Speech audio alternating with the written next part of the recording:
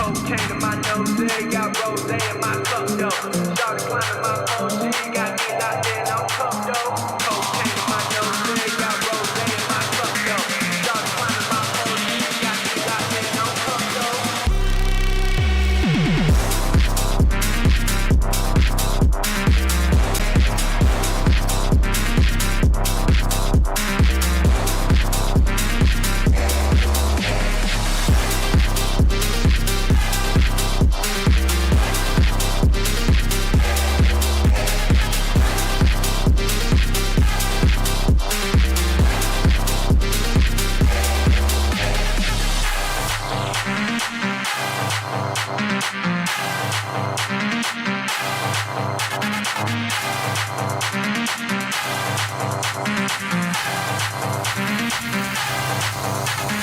Cocaine in my nose, got rose in my cup, though. Started climbing my phone, she got me locked in on cup, though.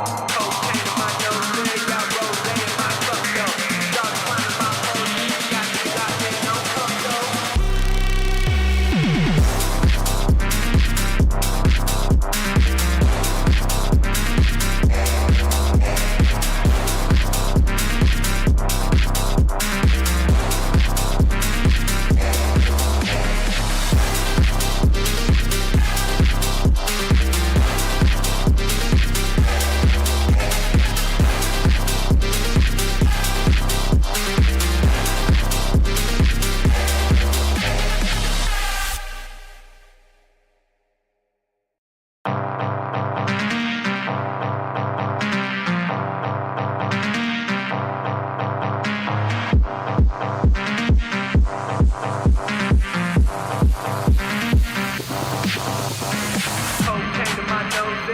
rose in my cup, though. Started climbing my phone, she got me locked in on cup, though. Cocaine in my nose, got rose in my cup, though. Started climbing my phone, she got me locked in on cup, though. Cocaine in my nose, got rose in my cup, though. Started climbing my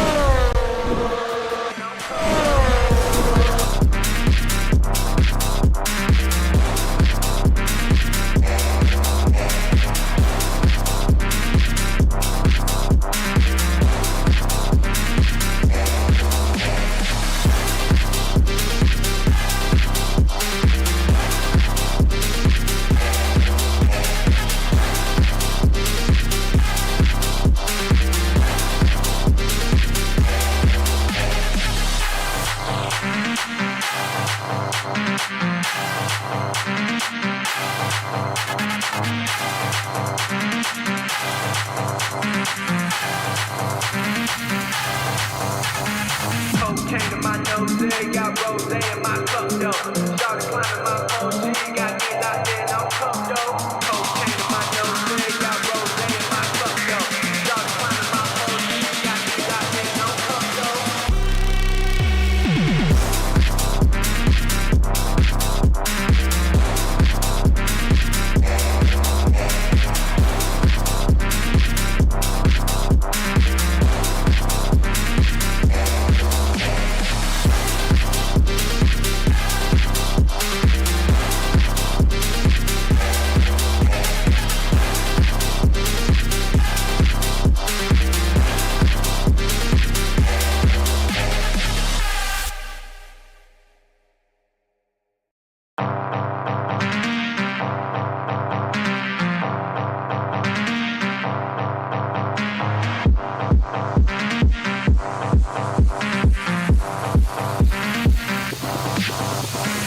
Cocaine in my nose, got rose in my cup, though.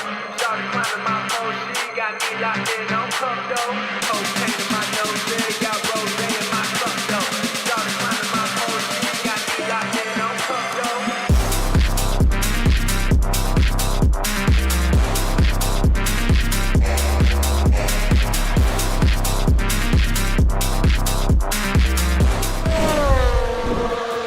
Good evening, everybody. Welcome back to PSGL. George Morgan here and Jack Canat. All the lights are currently lit here on track, and it is go, go, go! Donoso with a crafty maneuver up the inside. Masterclass from the Chilean. potential championship points on offer here. Do not count out Danny Berezny. Longe has done the job. This is for the win between these two. Freddie Rasmussen wins the United States Grand Prix. Alfie Butcher wins for the first time ever. Lucas Blakely takes the championship. It's Barry Foreman. Jarno Opmeer is your champion.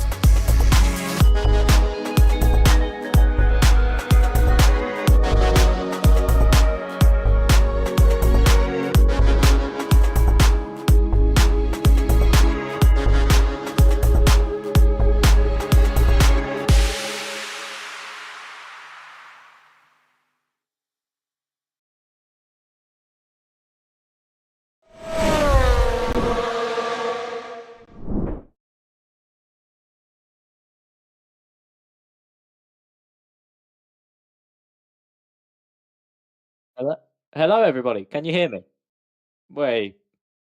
Well, Miv's mic's playing up at the moment, everyone. So welcome to PSGL PCF4, back for another week. As you know, it's been me who's been here for the majority of the season. Once again, in the commentary box, my name is Max Ring, and hopefully, if his mic can pick up, I pray it does. Back alongside me this week, it's Miff. How are you, Miff? And hopefully it does pick up, and I think we have a lobby restart in the process. Yes, it does pick up for me now. That's always the downside when you go on a holiday, you miss a few races, and then you update your OBS, you come back, and then you find out that it doesn't work for a little bit. But all fixed. We are back indeed, and we'll be back for the remainder of the season as we are here tonight. For round 8 already of this season 37, we've had 7 races so far, 12 in total, and with 5 races to go. Well, I've missed quite a few bangers, I've heard, because last week was quite something, wasn't it, Max?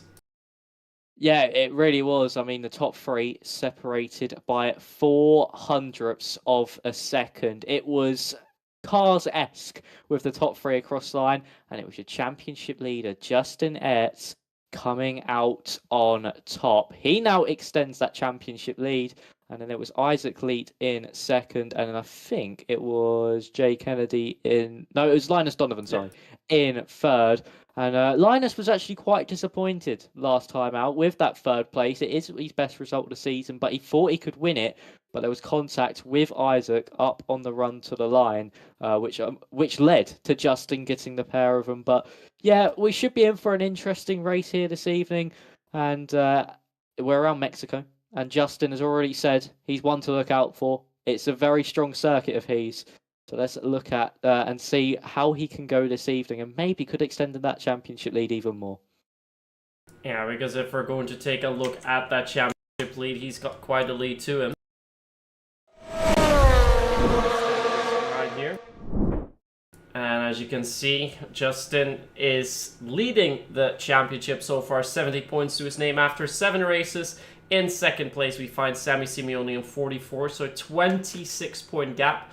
And with 18 points in total that you can get in one round, so 16 for winning, 1 for pole position, 1 for fastest lap. That means that Justin has more than a race of leeway that he can play around with. So there are a couple of good results, and his opponent's faltering. That might make it very, very difficult to still overtake him. But we've also heard from Justin, perhaps he can confirm that with us in the chat, that he still is going to miss a race. We were talking about it earlier, I'm not sure if it was next week, could be next week. But one of the remaining 5 races, not tonight though, he will be missing out on. And yeah, if the competition does show up there in those races, then we suddenly have a very close championship fight on our hands. Because after Sammy Simeone, it's very close. And indeed, we have confirmation round 10. So in 2 weeks' time, that race Justin will be missing. Because, yeah, as I said, Sammy's on 44. Then Alexander Dimas on 43 points. And 40 points for Exafox.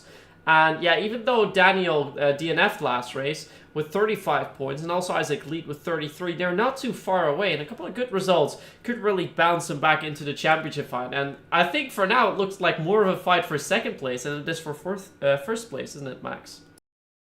Yeah, it certainly does. It does look that way, but with Justin missing that race in 2 weeks' time, these next two races, all the pressure is on him. He needs to perform now. If he's able to get a good race here in Mexico, which we know it's very, very possible, and then the same in Belgium, the championship can more than certainly be his, even with missing a week. But if he falters these next two rounds, the championship can be blown wide open with him missing that round. So all the pressure is now on Justin for these next 2 weeks to perform. Not so much this week, but next week. He needs to be absolutely on it, because if not, that championship could slip out of his fingers, and the likes of Alexander Dimas, Sammy Simeone can come and maybe reclaim that title when it comes to the end of the season. So he's got to be on it now, Justin, all the way to the end. And these next two races are probably his most crucial of the season.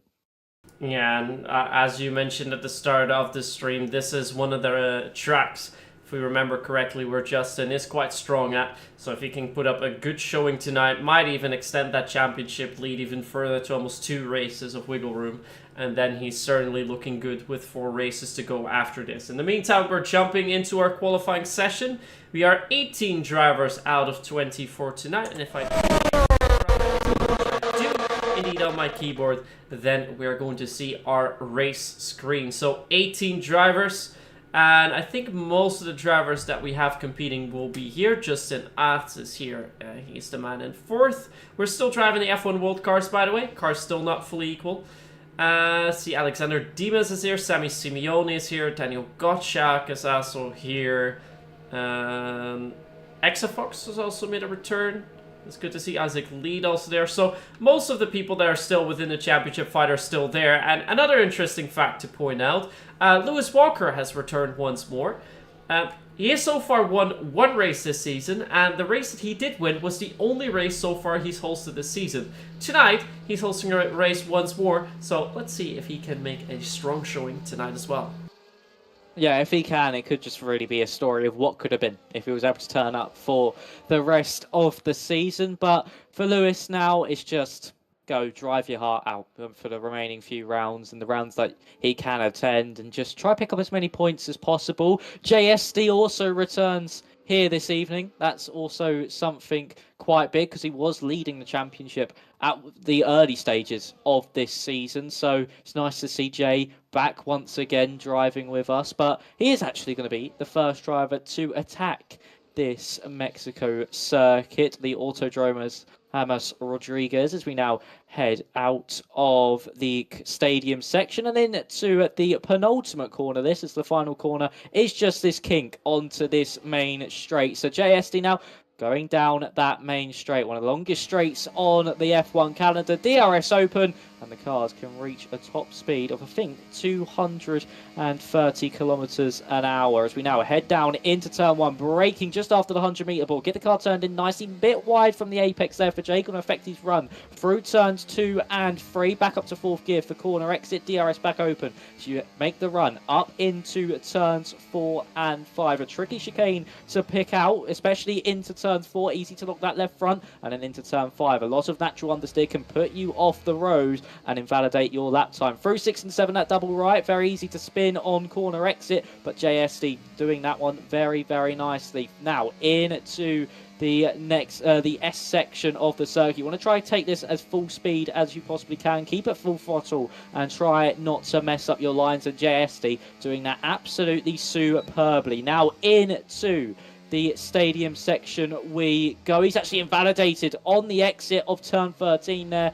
Unfortunately for JSD, that's going to be his first lap over. Next driver behind him that was going to come up to the line was Lucas Baisner. Now heading up to the line for Lucas. This is the benchmark for everybody to beat. Of course, he's got a pole in Hungary before this season. It's a 13.245, and Emil Lundell cannot beat that. Neither can Jeremy Gallonay, who's been so strong in qualifying this season.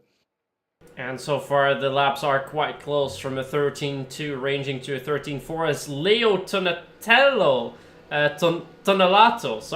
goes fastest with a 13.0. That's quite a gap. As Alexander Dimas slots in right between with a 13.1. We have more and more drivers coming across the line as we saw Sami Simeone enter the pit straight. Daniel Gottschalk still on for a lap, was a couple of tenths quicker as Lewis Walker now sets the fastest lap time so far. First driver in the 112s. Daniel just a little bit shy of that, with Exafox moving up to 6. Jay Kennedy still out there on track. He's going for, high 54s. So this is again a couple of tenths quicker than we saw Daniel do. So he might be on for about a 13.0, 13.1 as he's now coming across the final few corners. The Peraltada, I believe the corner is called. Here he comes across the line indeed, and a beautiful 1.13.1 dead. And then we still have 2 more drivers out on track. Those are Carlos Torres and Ivan Santamaria. Ivan Santamaria stalled an outlap. Carlos Torres hasn't validated. And so with that, most of our first runs have been completed, and the drivers will be returning into the pits. But it looks like Lewis has set the pace so far, and perhaps hosting the lobby seems to be giving him luck once more. Yeah, it seems like his little trick, Lewis Walker, hosting the lobby, just gives him a few extra tenths of a second. And he's the only driver into the 1 minute 12, so a really good opening lap from Lewis so far. So now, with Ivan Santamaria, the only driver not to have set a lap that's still on one, heading in to the stadium section now, down to 5th gear, back on the power on corner exit. Make sure you don't understeer too wide, and then through the tricky stadium section. Very easy to drop the rear. It's like an ice rink through that part of the circuit. You then exit into the Perotada and across the line. What would it be for Ivan Santamaria? And it's the slowest of the drivers so far, a 13.638, 2 tenths off Daniel Gottschalk. So not the greatest of lap times there from Ivan Santamaria. Carlos Torres, I don't think is going for another one. He won't have enough fuel. Sami Simeone is now out on an outlap. Of course, second in the standings. He is looking to try and close that gap down to Justin in front of him. Of course, 26 points is that gap. And for Sami Simeone, this is a big qualifying session. Yeah, it's a big qualifying session for him indeed, as we're just watching Carlos Torres, but he's quite a few seconds off, so I think he might as well just dive it into the pit lane right now, which he does indeed. And what you got right, Sami Simeone, the first one out on track to go for his second run. Of course, invalidated on the first run, so we'll now be heading down the main straight, the long recta principale, so the main straight. I believe as it's just directly translated from Portuguese. No, Spanish, sorry. From Spanish. We are, of course, in Mexico. We're not yet in Brazil. We're going there for the season finale. And we saw Sami Simeone go a little bit wide there. So I think he'll be aborting his lap. And then we're going to see another driver go for their next run. And I think, if I look at the car codes, it's either going to be Jay Esty or Jeremy Gallonay. But I think it's Jeremy. And it indeed is. He's now coming across the Peraltada, coming out of it, and now going for a second run here on the Autodromo Hermanos Rodriguez. Yep, Jeremy Gallonay, of course, has been super fast in qualifying and was your pole man last time out in Jeddah. So let's see if he can make it 5 pole positions this season. Jeremy Gallonay now heading through the turns 1, 2, and 3 complex. Nicely done through there. A little bit wide through turn 2, which affected his run into 3, but nothing too major. Across the first sector split, down by 7/100ths of a second. So maybe it was a bit more detrimental than I thought. As we exit out of turn 5 and into 6 and 7, you need to be super committed through that double right-hander if you want to find any time through it at all. Now into the S section of the circuit. Simeone is retired from the session. Surprising there from the man second in the championship. He's going to be starting on the back at the back of the pack. Justin Ertz is actually in 10th place and not the best of qualifying so far from him, but we know he's not strong in qualifying. Galo is up by 29 milliseconds in that middle sector. This will be enough to promote him up into 8th place. Let's see how he can do through the Perotada, but no, elects to abort that one and not continue on. We'll come in to put on a fresh set of boots. There is Emil Lundell coming up to the line. Where can he place his car? He goes up into the top 5, just over a 10th and a half found. And Tonaletto up into pole position now at 12.876. Lewis Walker, you're not as safe as you might have thought you were there on your second runs, as Tonaletto up into provisional pole. Besnay up into 4th. Esti is up into 5th place, as Aerts actually jumps himself up into 7th. So, drivers setting their times thick and fast as Isaac Leek now shoots up into 3rd place. Gottschalk will be coming to the line as De Beck goes up into 2nd. Where can Gottschalk place his car? He can only go 14th place with a 13.286. But for Leo Tonaletto, it's a brilliant second run to qualifying, and Lewis Walker's time has been beaten early on, but let's see if anyone can find any time at all to get into those 1 minute 12s, 0.8s, maybe even the 0.7s.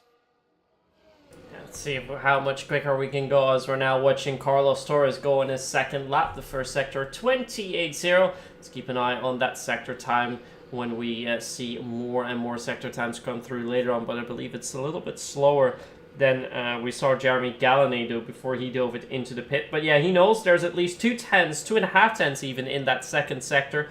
With him already losing about a tenth in the first sector, there's definitely a lot of time for him to gain, and enough to at least put him in the top 3 for the time being. So Carlos Torres now with a 57.0, a couple of tenths off in that second sector. He's going for about a 13.3, 13.4 if he does well in this final sector. The stadium section, the Forosol, as it's called in Spanish, and here he comes across the line. Indeed, a 13.4. Currently 16th place, though. It's not exactly what he is hoping for. But we've had a couple of improvements.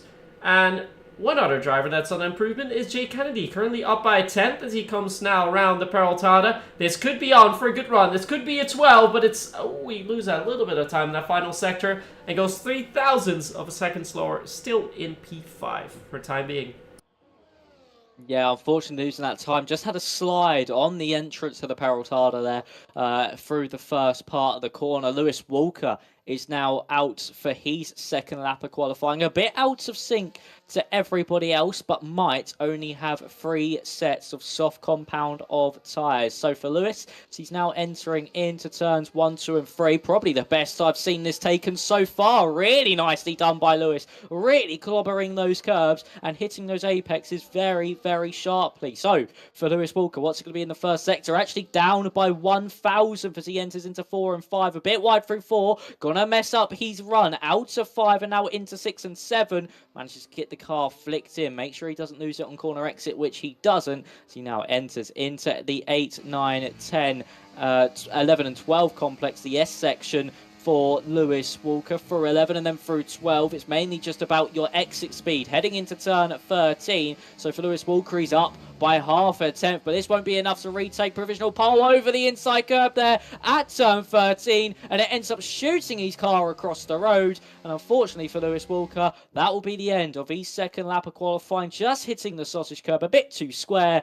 And that is the end of his run as he aborts into the pit lane. And Lewis Walker will have to come in, put on a fresh set of boots and go again. Dimas has invalidated. Exafox is just starting a lap. But Linus Donovan up by nearly 2 tenths in the middle sector. Let's see what he can find as he's entering now the Curva de Sol for what will be the end of his lap. Yeah, in the meantime, Jeremy Gallonay jumps up into P5, but Linus might just beat that and take that away. He goes second fastest, 2/10 of improvement in that final sector and only 3,000s away from Leo Tonelato's lap time. So definitely shows that Linus will be fighting for that pole position potentially. But he was about a 10th down in the first sector compared to Lewis Walker. So I think we should really keep a good eye out for Lewis because he can definitely go a lot quicker than he has done so far. Now in the meantime, Leo has invalidated, so he won't improve once more. But Piotr Dabak is on for another run, and he was already very quick earlier on in this qualifying session, and the first sector so far down by 24,000ths of a second, but still quicker than we saw Linus do earlier on. So is there enough room for improvement in that second sector? Comes out a little bit sliding out of Horkia, which is turn 6, as he's now making his way around the S's. Let's see what the end of that sector time is going to be. Has to improve here for sure. Has to make sure he's under his own lap time, but he's down by 2/10, so he will not be improving enough. That means he might as well dive it back into the pit lane and prepare himself for one final run, and he indeed overshoots a little bit in the stadium section as well. Yeah, unfortunate there for Piotr Dabak, and that's the top 3 that we saw heading into those second runs or third runs for the likes of Tonelato and Dabak all invalidate their laps. Lewis Walker as well joining that list of drivers. Justin managed to put himself up into 6th. This is the best qualifying we've seen from him so far, your championship leader. So this could maybe spell some good things in the race. He's not. He said himself, I don't think he's actually qualified inside the top 10 so far this season until Jeddah. So another good qualifying into that top 10 could certainly help his cause to extend that championship lead coming out of this evening. Emil Lundell isn't on the lap. Most of these drivers are now just going to be coming into the pit lane to just put on a fresh set of tyres and get these final runs of qualifying underway. I think Sammy Simeone disconnected from the session, which led to his retirement. He was lagging slightly when I was on his onboard, so he could have disconnected. And unfortunately, that put an end to his qualifying session. He'll have to start from the back of the grid. When you're fighting for a championship, that's certainly something you do not want to see, especially with your championship rival starting all the way in that top 6. But still lots to come from the rest of the field. And we could maybe see Jeremy Gallinate hit the front once more. Of course, as we know, super strong in qualifying. Or can we see someone surprise from further back? Maybe a Jay Kennedy or an Exafox can shoot themselves to the top. We'll have to wait and see. 2 minutes and 55 seconds left of qualifying. And Thomas Lang will lead us away for these final runs here in Mexico. Yeah, Thomas Lang currently the only one out on track, but I do believe that Lewis Walker is exiting the pit lane now. He's the only one with the red car, and indeed he has exited the pit lane. He will be the driver after Thomas that we'll be keeping an eye on, because I do think that Lewis can make a very good bid on getting pole position here tonight. We already saw him be very quick in that first sector. But with a couple of issues in that last run, he did lose in that second sector. So if he can string it all the way together, I think he can go for a low 12.8, maybe even a high 12.7. But first up, we're going to go on board with Thomas Lang for his final run. Currently in P15, but improving by only 2/10. Well, already, actually 2/10 won't help him that much. 3/10 will help him a lot more, because the drivers up ahead have massively improved and have put some low 13 zeros in.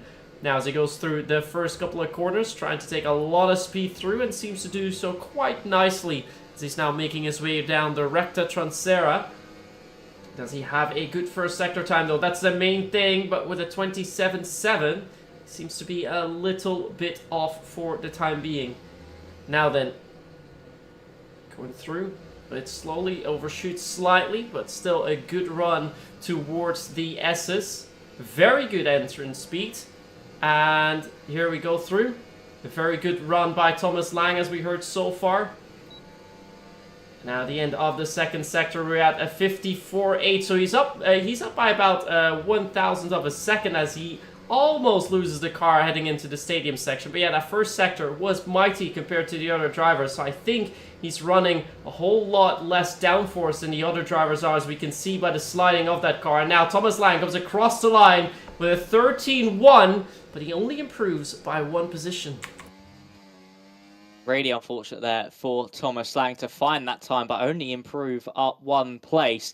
Just shows how quick the field are, and Lewis Walker has aborted his second run of qualifying. Was up by half a tenth in that first sector, so for Lewis that could be detrimental to his qualifying session, because he's going to have to build that battery all the way up again. Linus Sullivan just starting his lap. Leo Tonaletto is heading through the middle sector, but it looks like Emil Lundell is the furthest round of drivers that are pushing the limits of these cars as he slides into turn 14, now through 15, back on the power, now into the pit retarder. Now a big slide and a spin for Emil Lundell, and that is going to be the end of his qualifying session. He cannot improve from 8th place on the grid. That's where he is going to start. Alexander Dimas now heading up to the line, 5 milliseconds down in the middle sector. Dimas can't find any time, up only 12th fastest. Exeter Fox now up into 9th place. Jay Kennedy to the line. He goes in to 7th. Justin's invalidated. He'll start the best of 6. So is Besnay. What about Pitor de Beck? He finds some time, but it's not enough to beat Donovan or Tonaletto. And Donovan is up on his lap time, and the man on provisional pole has retired. So it's all up to Donovan now. He's overshot turn 14 slightly as he now enters into the Perotada for the final time in this session. Can he snatch pole position away? No! He can't find time. He loses it in the final part of the lap. Now all eyes turn attention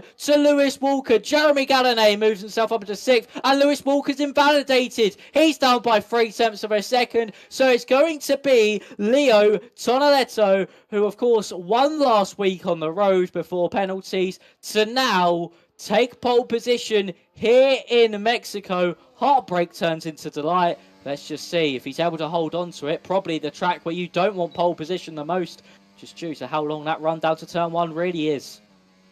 Yeah, we're going to see a very hectic start, as we always do, with a great qualifying run by Leo Tonaletto, who does beat Linus Donovan out by 0.003 of a second. Linus, who did have a potential pole in hands, but threw that away in the stadium section for Sol. Then Piotr Dabak in 3rd place, followed by Lewis Walker. Then it's Lucas Beisner P5, followed by Jeremy Gallinay, Justin Archie, Kennedy, Isaac Lead, and Emil Lundell. That's your top 10.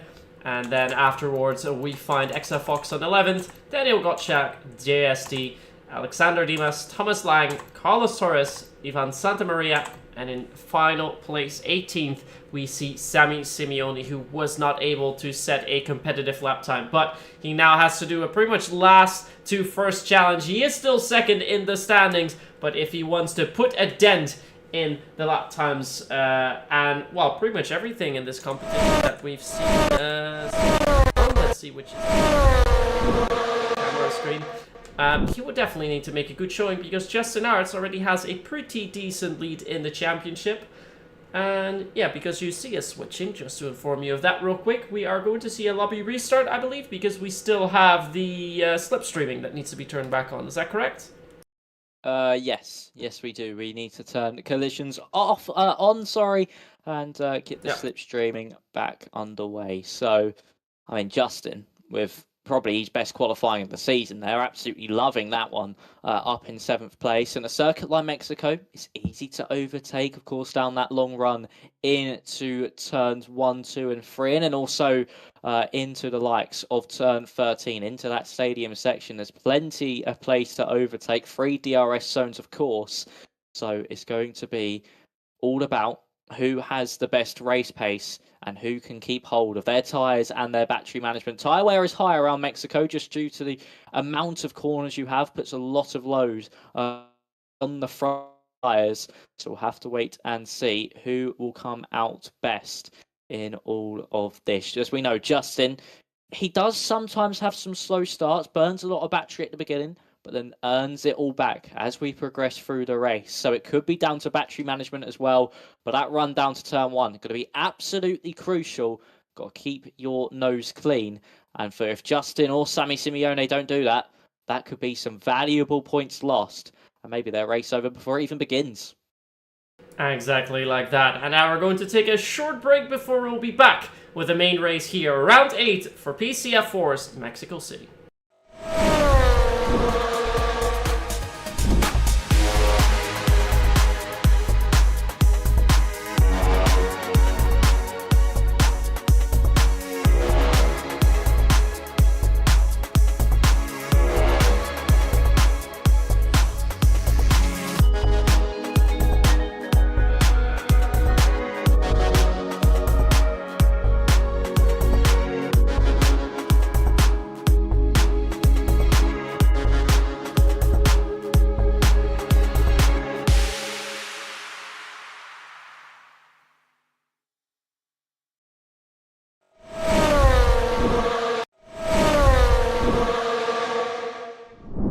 And here we are back. We're now going to prepare for the main race, although we have just entered the lobby once more, which means the settings are going to be changed before we're going to see our 18 drivers come out on track with Leo Tonelato on pole position for tonight. And even though we haven't seen him a lot this season, I believe he's only made a couple of appearances so far. He did finish a couple times on the podium already, if I'm not mistaken. Is that right? No, he just fell short in Japan. He finished 5th. And in Jeddah, he did win that race on the road, but due to penalties, fell down to 6th place. But he has got the pace to prove that he can fight at the top. Of course, only debuted in Japan and really putting a strong showing in qualifying there as well. So he's always been up at the front. I think he started 2nd as well in Saudi Arabia. So he's got the pace. He just needs to make sure he irons out those penalties and is able to prove that he can fight with the likes of Justin, Simeone, Gottschalk, Exafox and Dimas. He just really needs to iron out some of those mistakes, but very easy to do when you're fighting at the front, just to go that little bit wide because you're pushing so aggressively and pick up those penalties. But around Mexico, a lot of these drivers are going to be picking up penalties, and that's where this race can certainly be won or lost, is on that penalty count, especially picking some up through that S section. It is super easy to do. Maybe just running a little bit wide or just turning in a little bit too early behind another car, and certainly can pick up a penalty. But the gap at the top of that championship between Justin and Sammy Simeone, that 26-point buffer, it's going to surely be extended with where the drivers are on the circuit and how we know how strong Justin is in those race settings and in those race pace settings, where he can just fight his way through the field and make people seem like they're not even there, just due to how quick he is and some of the moves he goes for. So Justin, this race, as I've already said, and next race, going to be absolutely crucial. And if he's able to perform well and maybe pick up 2 podiums, we could see him wrap up the title in Qatar, if not the week that he's off in Italy. Yes, that could indeed be the case, and as we've seen so far, with Sammy Simeone who's going to be starting at the back of the grid, that also opens the door out for Alexander Dimas and Exafox, who are currently 3rd and 4th in the standings, to overtake Sammy and to be that next person to contest Justin for the title this season. As for Leo Tonelato, who has only made his first appearance 2 races ago, he's put up a good showing so far. Of course, because he joined so late, he's not going to be a championship contender anymore, sadly. But he can definitely already get some extra experience under his belt and then try and fight for the title next season. At least make himself known here a little bit more in the F1 24 scene. So good showing by him so far.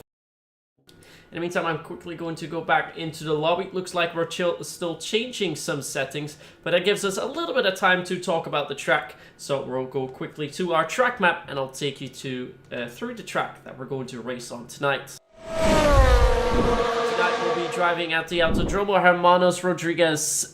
2.6 miles or 4.3 kilometers, 17 corners with 3 DRS zones and a lap record of a 1:17.774 set in 2021. With a main straight that's also long, the Recta Principal. Beautiful corners with the well-famous Foro Sol, the stadium. There are things that you need to know. The track Hermanos Rodriguez is named after the brothers Rodriguez, as it's also called. When the brothers Ricardo passed away actually on this race, 1962, in a practice session, and his brother Pedro went on to win 2 races in F1, becoming the 2nd most successful Mexican driver, of course, after Sergio Perez, who's won 6 races to date in Formula 1. About the DRS zones, there is a detection between turn 9 and 10, with a zone from turn 11 to 12. That's just after DRSs, and the second detection is at turn 15, just before the main straight, with a zone in the main straight, and then a second zone from turn 3 to 4. So only 1 detection point for those 2 DRS zones. So a lot of DRS towing. We're definitely going to see a lot of overtakes as a result of it, and with the very, very long run down from the main straight to turn 1, we will see plenty of overtakes before the first corner of the race, really. Yeah, we certainly will. Heading down into turn one before the race even really gets underway on that first lap.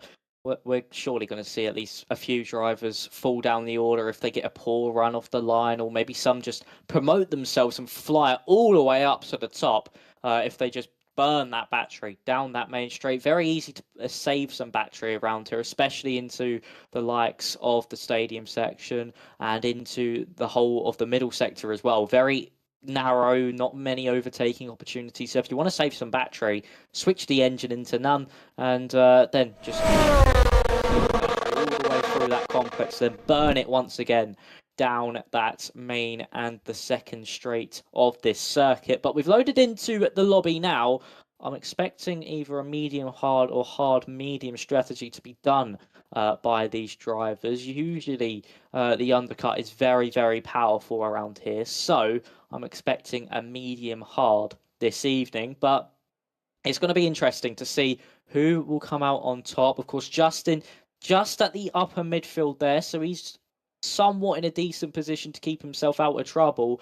But for the likes of Gottschalk, Exafox and Dimas, they're directly amongst the pack. They are in the danger zone, and they need to keep their wits about them, because one wrong move, someone jinking over to the left a little, heading down that main straight, or even to the right, it could certainly cause an end to their race before they even get to the first corner. So making sure the drivers keep out of front wing damage, especially if you're in that championship battle, oh so important. And we should be underway very, very shortly. Just waiting for the drivers to put on their setups and for them to sort their strategies out, and then we'll get underway. But it is looking like everybody got to be starting on that yellow-walled medium compound tyre.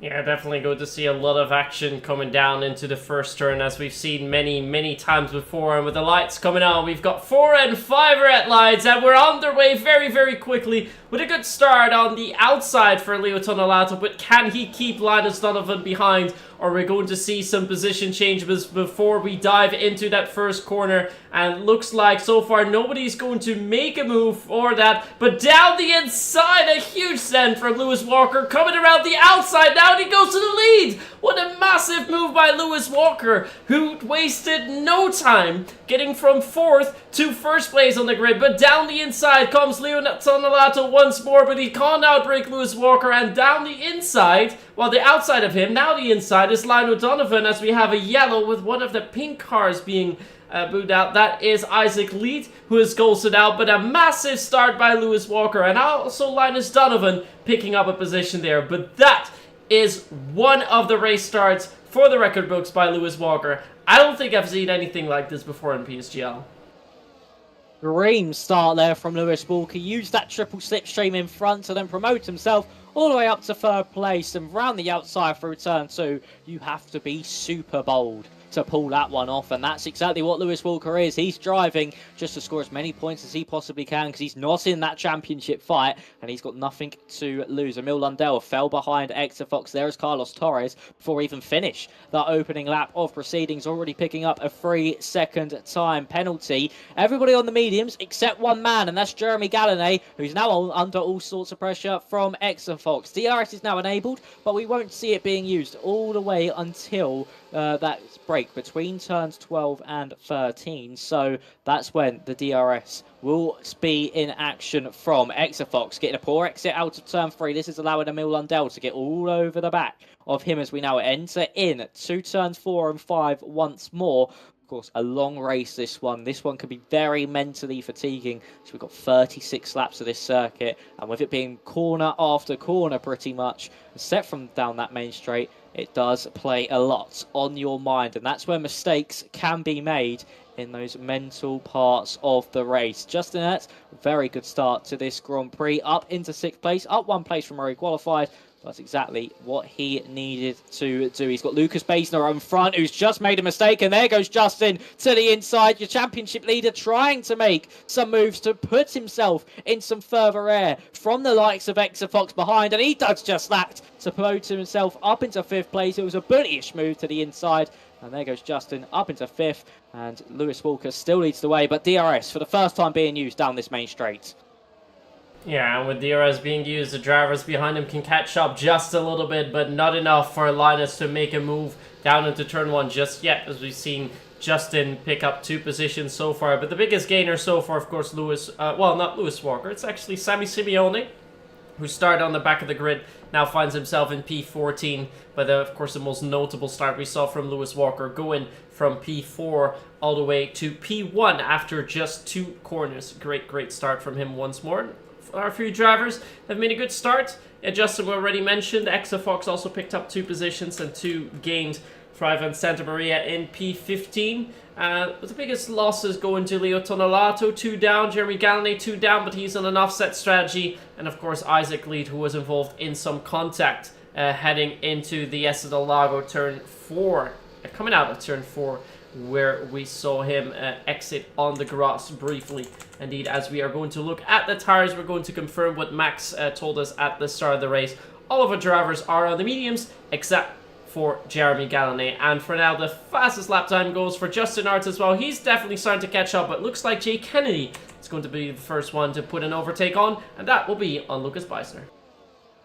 That's if he can get close enough, but just loses some speed heading down that main straight. Wasn't able to pull that one off, but Sammy Simeone going to the outside of Alexander Dimas into turn 1. It'll be the inside for turn 2, then the outside once again for turn 3. More contact being made between the 2 championship rivals as we now exit out of turn 3. To the outside, Simeone will go. No, he's shown Dimas the dummy, but can't pull it off as Lucas Beisner, under pressure from Jay Kennedy, who's just swung it round the outside through turn 5, and he moves himself up into 7th place.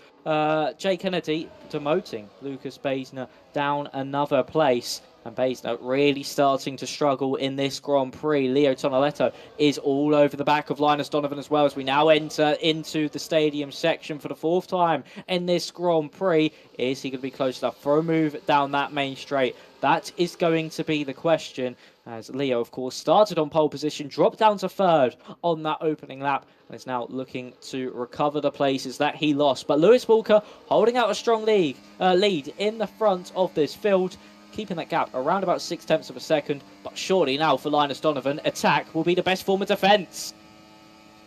Yeah, and there we go indeed. Are we going to make it 3 wide? It looks like Leo's aside against a little bit, tries to go for a late send, but he still has Lewis on his inside, needs to give him space, and Lewis is going to lose 2 positions there as a result. Almost a third, loses a third to Piotr Dabak, so he's back to where he started, but a good move from Linus Donovan, and with Leo sticking it down the inside, even though it was a late move, it was just 3 men wide into turn 4. Lewis really has to watch out, there's no contact. There was contact briefly as his car is ghosted out, but I'm not sure if he has picked up any damage as a result. He does fall behind Jay Kennedy as well, so down to 6th place for Lewis after such a great start. But looks like both of his front wing end blades are still on. Let's hope for him that he didn't pick up any damage right here and there, but he will be struggling a little bit more now. Then has to perhaps make a move down at the stadium section. Is going to look at the inside, but he's not going to full on send it down the inside of Jay Kennedy, so stays in P6 for now, but definitely looks to recuperate some of those positions back on the main straight. The Recta Principal, as we come out of the Peraltada, back on board with Lewis Walker we go. Is he going to use a bit of that ERS? It does not look like he is. He did push the DRS button there, as we saw so lovely, but he's actually losing a little bit of time there. Lucas Beisner not gained too much. Leo Tonelato coming awfully close to the race lead of Linus Donovan, and once again, Lewis has been forced back to defense because Lucas Beisner had a cheeky look down the inside, but not enough for him to put it next to him.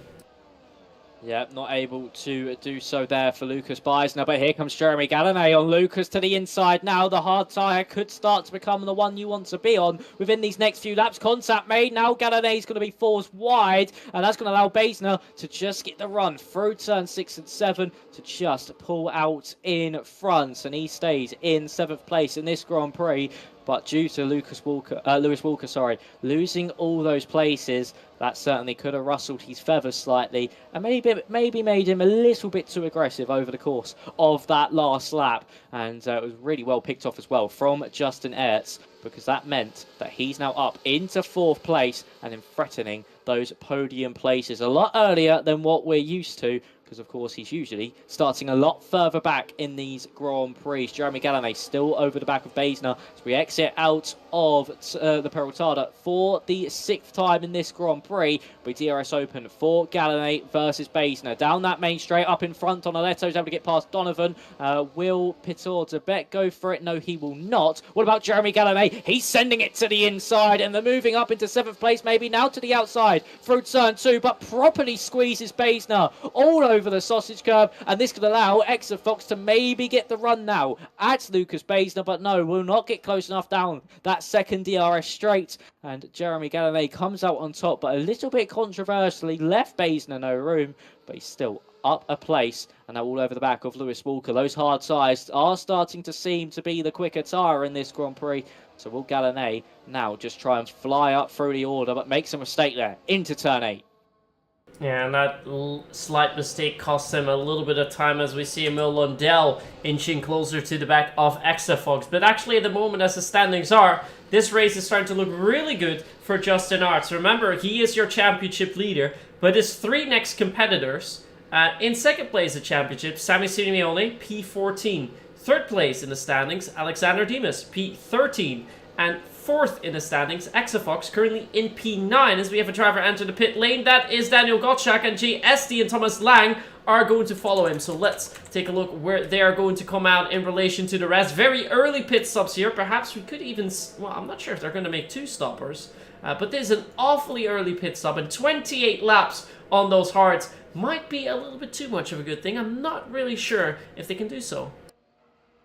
It will certainly be a bit of a stretch, but I think they will just be able to make it, but it'll be very, very difficult to do so indeed, and to keep pace with the drivers that aren't boxing so early is going to be extremely difficult, and they can be absolutely chased down in rapid time. So, for Justin Etz, of course, your championship leader, currently sitting in 4th place, did nearly go into the back of Pitor de Beck into turn 4, was able to just luckily avoid him by using a little bit of the inside line just to make sure he doesn't go into the side of the man currently sitting in 3rd place, but he's now got Jay Kennedy all over the back of him, and he's going to be wanting to make some moves and get further up the order here. Of course, expect the drivers to be coming in within the next probably 5 or 6 laps or so. I say that, Lewis Walker into the pit lane as I say that, as he managed to get the car slowed down. So does Lucas Baesner, as a lot more drivers now heading into the pits. That's to react to the undercut from Gottschalk, SD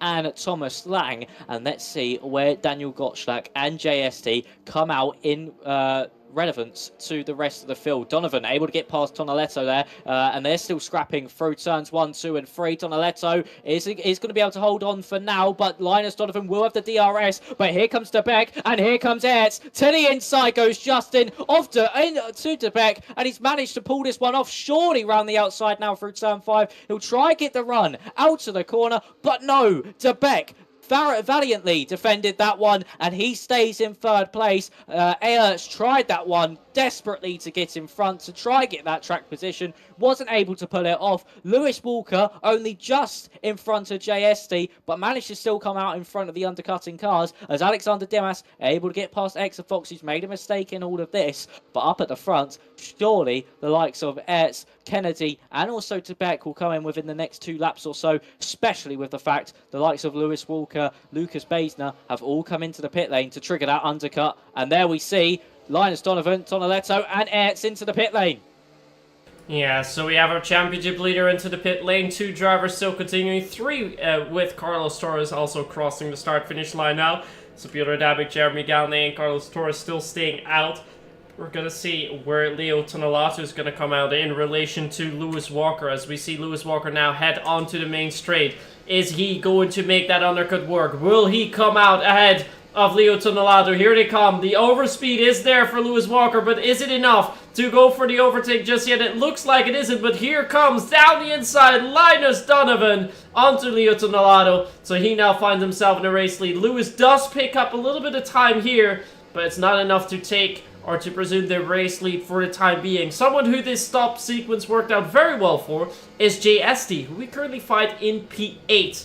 So really, really good job for him following that other cut onto Daniel Gottschalk. Daniel Gottschalk actually in P11, as Lucas Beisner has now overtaken Jay Kennedy, who has just stopped now. But good work so far for Linus and Leo to keep that race lead with the two together. Although I would assume that Pyotr Dabek and Jeremy Gallonay, well, Jeremy perhaps not, but Pyotr is indeed going to go into the pits, and he does do so now. Jeremy Gallonay continuing, and Carlos Torres now also coming in. So Jeremy, the only one still out, but on those hards, definitely going to extend this stint for as long as he can. Yeah, he certainly will. Dabek will probably come out in the middle of all this squabbling as Basner now picks up a 3-second time penalty. Carlos Torres in as well. Drop to the back of this queue as we now head down that main straight. Once again, where does Dabek come out? He's now out of the pit lane and he's going to be trying to build up that momentum. As here comes Justin Ertz to the inside line. And look at Lewis Walker's overspeed. But Justin just backs out of that one. He knows that was too risky to go for, especially in a championship battle. And Lewis weren't able to pull that one off with that overspeed into turn 1 and not to get past Tonoletto, as we now see heading down into turn 4 once again. Will Justin get close enough for a move? No, he backs out of that one. Dimas able to get past Gottschalk. Where did Dabek come out? He came out just behind JST and Justin Ertz. So for Linus Donovan, he now leads this train of cars that leads all the way down to Ivan Santamaria in 17th place. That's how big this queue is. One mistake can see you dropping down a good 3 or 4 places. Jeremy Gallonay just going to keep this one out in front. His best case scenario is a safety car in the next, I would say, 6 or 7 laps time to then put himself onto those medium compound of tyres. So for Linus Donovan, he just now needs to keep it steady, dictate the pace at the front of this field, and he'll be just fine. But Lewis Walker is trying to make his way up through the order as well. He's back up into 3rd, and he's got Tonoletto on his checklist to pull off up into 2nd place in this train. Yeah, but he actually has to look behind a little bit more, because with some ERS usage down the inside comes Justin Arts, and he tries to outbrake him though, going around the outside here, then having the outside line once more, but he does stay ahead of Justin. So great defending by Lewis there into turn 2. Was not an easy move to hang on to, but was enough for him to keep in that position. Does go for a very hard send down the inside. I'm not sure if there was any contact with Linus Donovan there, but tried to do so to avoid Justin from making another move down the inside, and has indeed avoided a move from Justin for a time being. But I think Justin will be very happy driving in P5 for a time being, as JST has picked up a 3-second time penalty for track limits, because once again, the 3 drivers closest to him in the championship we currently find in P9, P12, and P14, as Jay Kennedy now also picks up a time penalty. And those time penalties are going to play a huge deal at the end of the race, because as you can see, the gap between 2 and to 17, all within the DRS window. If you have a penalty, you go all the way down to the back of the grid, as Leo Tonoletto sets the fastest lap time. He doesn't even have the DRS to work with, so it's a very impressive lap time. But I think Linus Donovan might be able to have a cheeky look down the inside. Is he going to go for a send, or is he going to stay behind? And he just stays behind. Doesn't want to go for a move. Is going to try and save those tires a little bit more. Save the ERS as well, as Daniel Gottschalk has now overtaken Jay Kennedy. And he's going to prepare himself for that later end of the race, where he definitely will be making some moves, although really has to keep a good eye out behind for Lewis Walker, who will be eyeing to get some overtakes done. Yes, he certainly will be. Will Lewis Walker, especially later in the Grand Prix. Emil Lundell falls down behind Exafox after some contact there with Jay Kennedy. Sammy Simeone now moves himself up into 11th place and 1 position off the points. Not too bad of a drive so far from Simeone after starting at the back of the grid due to no fault of his own. But Lewis Walker looking extremely racy behind Linus Donovan. The bright red car, followed by the bright pink car, are just hounding this top 2 and just trying to force any mistake they possibly can to just maybe get past 1 or 2 of them and give them a little bit of breathing room to the cars behind. DRS open once again. Here comes Lewis Walker, actually tucking out of that slipstream and just not wanting to close up to that top 2. But here comes Justin Ertz. He's going to look to the inside once again. Your championship leader on Lewis Walker. This time moves up into 3rd place. And there we go for Justin Ertz. Well, sorry, 4th place, but 3rd place in this train. And DRS enabled once again as we head down into turn 4. And Linus Donovan retakes that race lead as well. So now We head on to lap 14 of 36. They're gaining about a second a lap on Jeremy Gallinet in front, so wouldn't be surprised if Jeremy is just really holding out for a safety car and in that medium stint to absolutely push that tyre to its limits and make sure he tries to bring down that gap as much as possible. Be difficult to do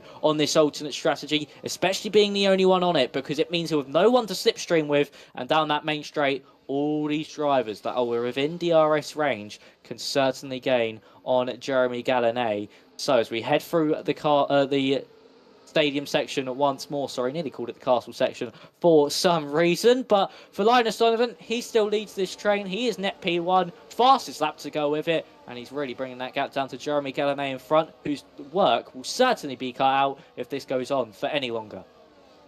Yeah, and I think that is pretty much the bad news for Jeremy Gallinet so far. The pace is really, really good for all the drivers behind him, and with them setting fastest lap times in strings, that means that gap to him is going to close down, making it much, much harder for him to make any moves towards the end of the race, because if he stops now, he's going to come out either just in front of Carlos Torres or just behind Carlos Torres, but I think it'll be just behind Carlos. And then he will not only first he doesn't have to get back into the DRS train, and then he still has to overtake about 16 more cars if he wants to go for the race win. So it's going to be a tough effort for him as Carlos Torres picks up another penalty. I think that's his second for today. We're going to take a quick look at the penalties so we know who has how many seconds added to their names. And indeed, Carlos Torres has got 6 seconds added to his name.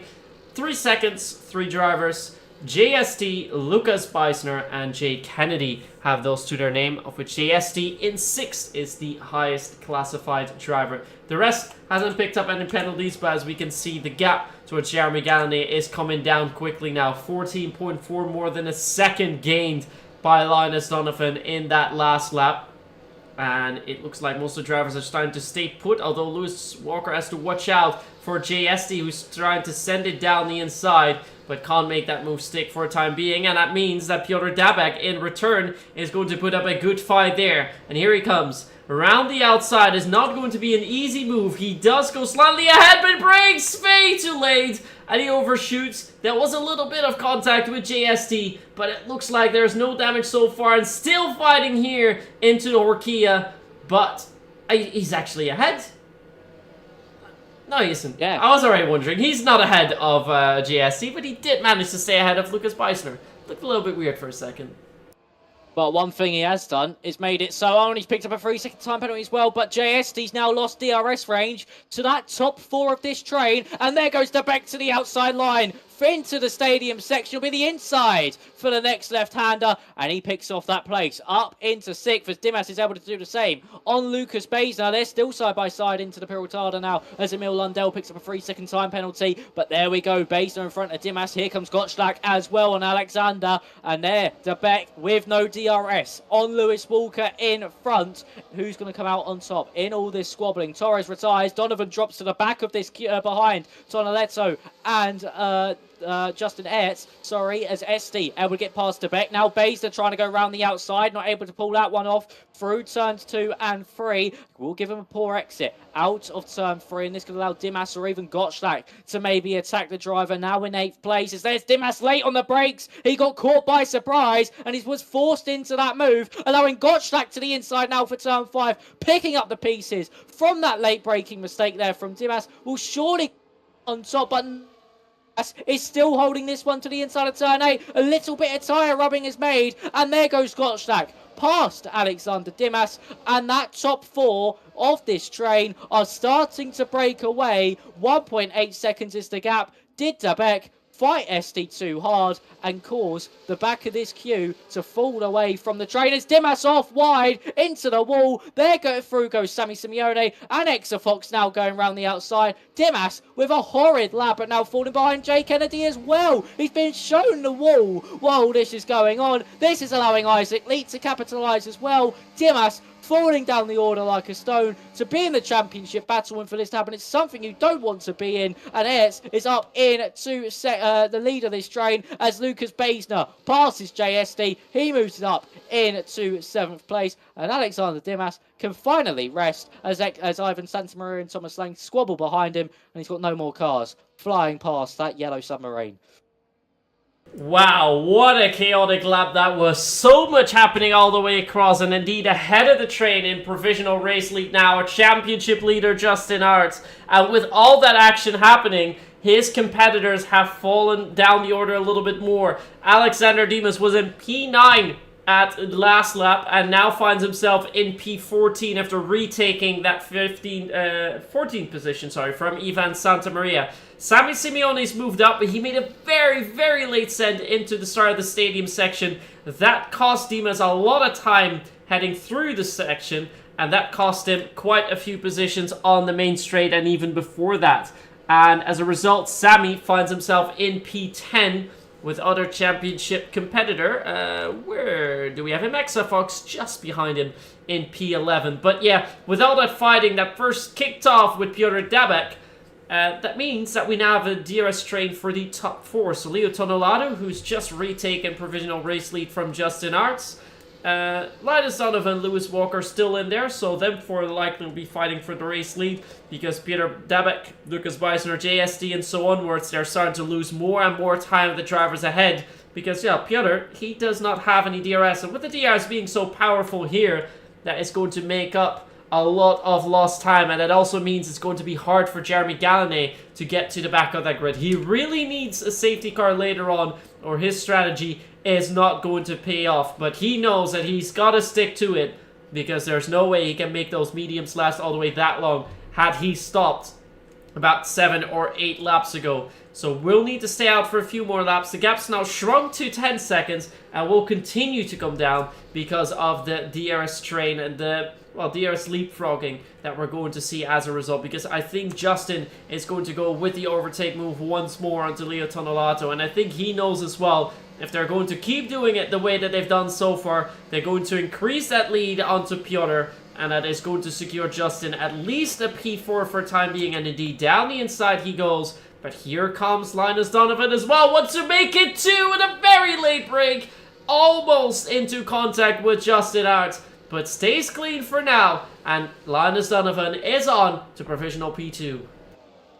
Yeah, that top 4 really starting to break away from now Lucas Baisner behind them as Lewis Walker out to the inside of Tonoletto. Is he going to be able to pull this one off? No, he's just having to back out loud and one. Round the outside through turn 5 as Beck and Gottschalk now squabbling over 8th place. But Beck is really not letting any positions go. He is fighting for his life out there as he's now battling over 8th place with Gottschalk. The tyre difference is 3 laps, so it shows that 3 laps isn't too big because Gottschalk still has the pace to keep with Dabek as Thomas Lang picks up a 3-second time penalty to make his race go from bad to worse even more. He's down in 16th place as Gottschalk going a bit wide through turn 13, and now a big slide as well through the stadium section, just managing to keep within DRS range of Dabek, and Esty is also struggling through that part of the circuit too, as he's got Dabek now all over the back of him. Further up, any moves going to be made? It looks like Linus Donovan's going to get past Aerts, heading in to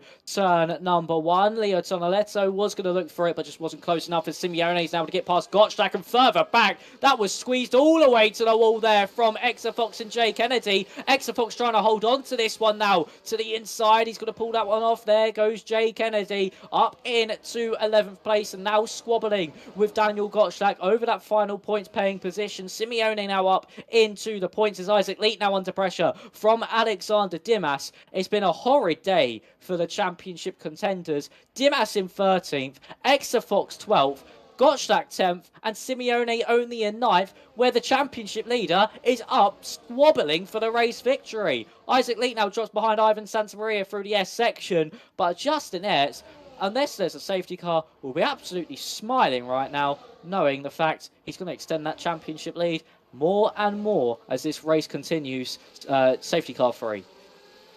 Yeah, now in the meantime, JST has to watch out he doesn't fall outside the DRS window of Lucas Beisner, and he does manage to just stay within, but does pick up another time penalty. Now has 6 seconds to his name in P7, so not looking too good for him either.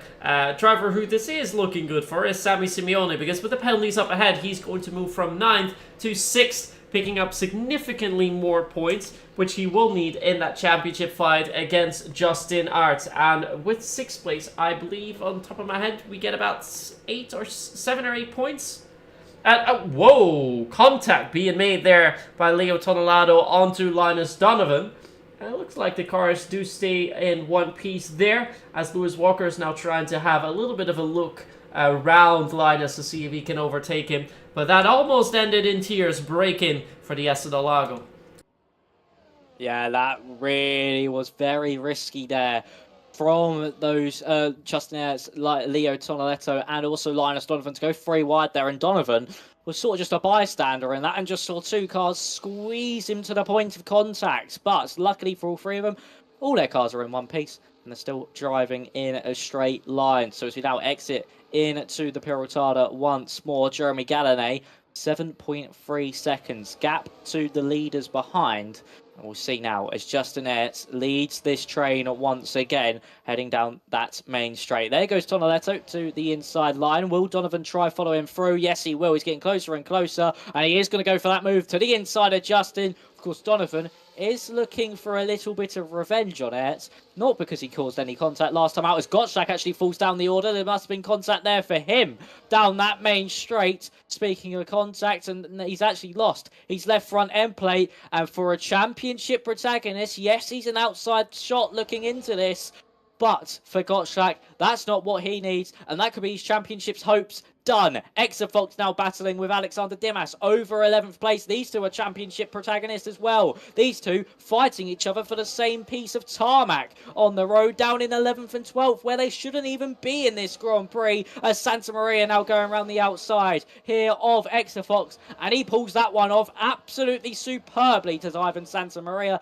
He moves up into 12th place, and for Exafox and Dimas, it has been a torrid time here in Mexico, as there goes Exafox trying to hold it around the outside. Contact made Santa Maria nearly into the wall. These guys squabbling like they're looking for the race victory. This isn't even over a point in this Grand Prix, and they're still battling tooth and nail for these positions, and Exafox drops the time to Alexander Dimas, and that now allows another gap to form and another bubble to open, as we got 4 wide heading down into turn 1, and there goes Petar de Beck up into P6. If he's able to pull this one off against JSD, surely will. Yes, he does, and de Beck up into 6th, but SD now all over the back of him as we head up into turn 4, but de Beck uses a bit of battery to steer clear, as there's Beisner now to the outside of SD. Simeone looking in on this one as well, trying to pick up the pieces where he can, and Lucas Beisner up into 7th. SD falls wide, and that's going to allow Simeone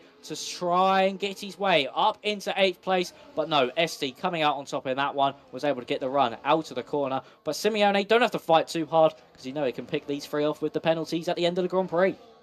Yeah, and I think that for now is the good news for our championship protagonists. A lot of drivers ahead of them have got penalties. Sammy is going to jump 3 positions as a result. For Alexander Dimas, that's going to be 4.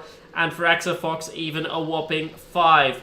But then again, with 5 positions up, he's still in P10, as we have a lot of contact coming out of the stadium section. A lot of fighting going on with Jay Kennedy, Sammy Simeone as well. Alexander Dimas now also going to mix himself in that fight. But Sammy Simeone now down the inside of the main straight. He already goes onto Jay Kennedy and might go for just an extra move onto JSE. He's going to slipstream. He's going back to the inside. Sammy Simeone with the double overtaking move, but round the outside. Jay Kennedy is going to stay, but he can't make that move stick, and instead almost loses the spot to Jay Kennedy and Alexander Dimas as a result. Dimas has gone through. He's now in P10. But how much more can we get? We have yellow in Sector 1. That's for Isaac Lee. Dimas almost stuck. And he goes from right to left on the track. Wants to make a double overtaking move stick. Is now stuck around the outside. And then opens up the door for Jay Kennedy once more, who's now around the inside. Can Alexander Dimas still stay ahead? Let's go on board with him. We see ahead is JSD, but he does stay ahead of Jay Kennedy for a time being. That gap was awfully close. but he stays ahead for now, and more gaps are starting to emerge. JST has lost his DRS window to Sammy. Sammy almost losing it to Lucas Beisner up ahead, and Lucas in turn awfully close to Piotr Dabek for P6 in the race. Yeah, these scraps all fighting over the lower ends of the points. And JSD just coming out on top in heat scrap, but will have to suffer without DRS for the main straight and that second DRS zone as well. Back up at the front, it's Linus Donovan that leads this train of cars as here comes Justin Hertz to the inside of Lewis Walker. And easy as you like with the DRS, able to get that one done. Same for Lucas Beisner, up past Piotr Dabek and Alexander Dimas. Now to the inside of SD, and so does Jay Kennedy go to the inside of the McLaren livery car. And Jay Kennedy with a big slide on the exit of turn 1. Lucky not to spin that one into the wall. Further up, is there any squabbling? No, there is not. So we stay on board with JSD and Jay Kennedy now as they head into turn 4. The battle of the Jays. And JST comes out on top in that one. So, for Dimas, he's not going to be able to catch up to Simeone, you wouldn't think, unless Simeone does drop the DRS to Dabek in front of him.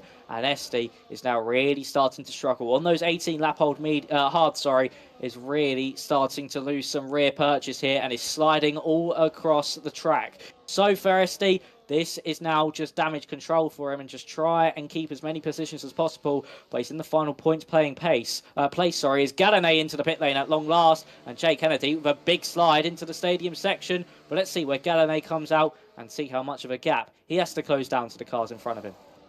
Yeah, so he is now going to switch over to the mediums. We saw a lot more gaps emerge between the drivers all the way across the grid, but he will find himself down the back of the grid behind Isaac Lee. But how big? I don't think that gap is all that big. I was expecting the gap to be a lot bigger. But yeah, Dimas to Simeone, 3 seconds. Piotr to Lewis, 5.4 seconds, so an awful lot. And Jeremy Galanay has to close only about 3 seconds to Isaac Lee up ahead. So I think that he will be able to at least get to P9 before everything comes in. And if he can close down the gap to Dimas enough, with penalties applied for Piotr and Lucas, he could still finish in P6. So there is still hope for Jeremy Galanay on a decent result. There's only 2 things he needs to do. 1, gain enough time early on those mediums and make advantage of them. And 2, do not pick up any track limits. If he picks up 3 seconds for track limits, then his hopes for getting points are really, really going to be thrown into the dustbin. Yeah, they certainly will be, as Galanay now heading into the stadium section. 2.1 is that gap to Isaac Leet, and he will have to find an extra 1 second to Thomas Lang to put himself on the back of that train that leads all the way up to Alexander Dimas. Leo Tonoletto now finally takes the actual race lead of this Grand Prix. This train is now squabbling for. Linus Donovan will have to relinquish down into second place. Ivan Santamaria, Xfox able to get past Emil Lundell. And Jay Kennedy now looking to the outside of JSD. They're squabbling once again, are the Jays. As now a big slide for Kennedy. That's been brewing for the last few laps. He's really been struggling with some rear traction. And Kennedy falls down to 13th place. Esti just able to hang on in front of Ivan Santamaria. Luckily for Ivan, he didn't pick up any front wing damage because he did go into the back of JSD. As there goes Kennedy holding position to Thomas Lang, and all this squabbling is working in favour of Jeremy Galanay. It's now bringing him and Isaac Leet closer and closer. That gap now 7 tenths between him and Isaac. As back up at the front, Lewis Walker looked for a move there on Justin Ertz. And we now see on lap 28 of 36, Tonello leads the way from Linus Donovan. Justin Hertz in third, and to round off that train, it's Lewis Walker in fourth. He's looking to make it 2 races, 2 race wins, 100% race win record, 100% race win record while hosting the lobby. So as we head down into turn 1 once more, no one going to go for any moves just yet. And the only driver that will go for some moves here is Jeremy Galanay. Does he have enough ERS to go for the overtake? He does, and sends it past Isaac Leet. And he knows now he's going to gain a lot of time in these next couple of quarters. And then with a good exit out of turn 3, might make a move onto Thomas Lang. So he needs to get a good exit here. Does get a pretty decent exit, but I don't think it's enough to just make a ascent there yet, unless he uses a little bit of ERS. Unless he uses a whole lot of ERS. Around the outside, late braking. Can he now keep it onto the inside? He does. A great move onto Thomas Lang. A little bit of contact there, but Thomas tried to stick it into place where he really couldn't be anymore. And a great late break overtake round the outside into the inside for Jeremy Gallané. He is now in P14, but he's picking up the drivers up ahead very, very quickly. And before he hits a point of the track where he's going to find himself without DRS, that will be when he is in P8. So it's starting to look good to pick up points for Jeremy Gallané. As down the inside he goes in the stadium section. A very risky move, but he's made it work. He's gone past Jay Kennedy, and next on his target list is Emil Lundell. He is absolutely flying through the field, and it's starting to look good for Gallané. Here he comes then. He's going to use a little bit of ERS once again. He wants to make another move onto Emil Lundell. That might be a little bit too far to come from, but he's going to make a late move and late send, and those better tires are really bringing dividends. He's now in P12, but he wants another one. He wants JSC as well. Can he do it round the outside once more? Has to use a little bit of ERS. Now make sure you don't outbrake yourself. That was close. It certainly was, and SD was also caught out by Exafox in front, and that should allow Jeremy Gallané to go through. It looked like SD was going to hold on, but Gallané saying thank you very much, I'll take that, and now going to go for a move on the exit of turn 7 into 8. Those medium compounded tyres are allowing Gallané to breeze through the field and just shoot himself up into those points-paying positions. Jeremy Gallané, he may not have seemed like he was in race-winning contention, but he'll surely score some very, very well-earned points in this Grand Prix and could maybe find his way onto the back of Sammy Simeone if he's able just to push hard enough through those tight and twisty complexes of corners. As here we go once again. Jeremy Gallané all over the back of Ivan Santamaria. Will surely use battery and will surely use DRS. And Santamaria will not fight this one. He knows who he's fighting against. And that's Alexander Dimas as Gallané gets past a pair of them. Santamaria trying to use the slipstream to get past Dimas. To the inside goes Ivan. Not able to pull that one off. But here comes Jeremy Gallané charging up through the field. Next person on his list to tick off in the next few laps is Sammy Simeone, who is he's stuck behind Debec and Besnay. As look at that, 2.8 seconds. He found 0.2 of a second just through one corner. He is absolutely flying here as Jeremy Gallané. The gap now already down to 2.3 through this middle sector of the lap. I wouldn't be surprised if this goes down to 1.5. Yeah, it's definitely going to come down an awful lot. I don't think it will be coming down to within DRS window on the main straight, but we have a little bit of a fight up ahead, and that might help him out as Lucas Beisner, I believe, got ghosted out there a little bit. Now then, 1.5 already, as you mentioned. We still have to break into the stadium section. Gallané absolutely pushing it down to the wire as the gap's now 1.2. Pierre Dabek's gone past Lucas Beisner. We've got a good fight up ahead, but it's starting to look amazing for Jeremy Gallané, because as it stands now, with the penalties ahead, once he overtakes Sammy Simeone, he's on for a provisional P5, and he will have about 3 laps perhaps remaining to try and even close the gap to Lewis Walker. I think that's going to be too much to ask, but if those tires up ahead are going to fall off, if they fight too much further up ahead, Gallané might actually have something to look forward to for the top 4. That might be a little bit too much of wishful thinking, but for now, if Gallané can keep that pace up, a P5 definitely guaranteed for him.